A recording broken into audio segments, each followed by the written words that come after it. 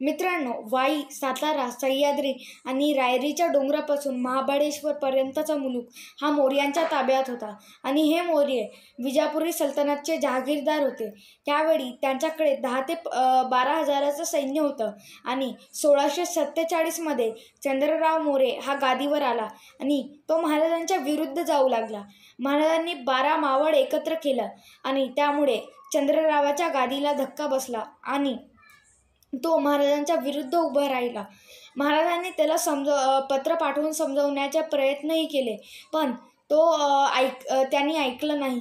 म्हणून महाराजांनी संतापून जावळीवर हल्ला केला. पण चंद्ररावाकडेही खूप शूर सरदार होते आणि त्यातलाच एक म्हणजे मुरारबाजी देशपांडे, आणि त्याच्यामुळे महाराजांना जावळी जिंकायला खूप अवघड जात होते.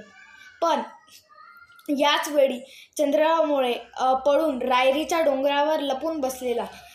पण तरीही महाराजांनी 15 जानेवारी 1656 रोजी जावळी आपल्या ताब्यात घेतली आणि चंद्रराव मोरेलाही कैद केलं. पण चंद्रराव मोरे तरीही महाराजांच्या विरुद्ध जाऊ लागला. म्हणून महाराजांनी त्याला ठार केलं. आणि याच मोहिमेत महाराजांना त्यांचा एक शूर सरदार भेटला, तो म्हणजे मुरारबाजी देशपांडे.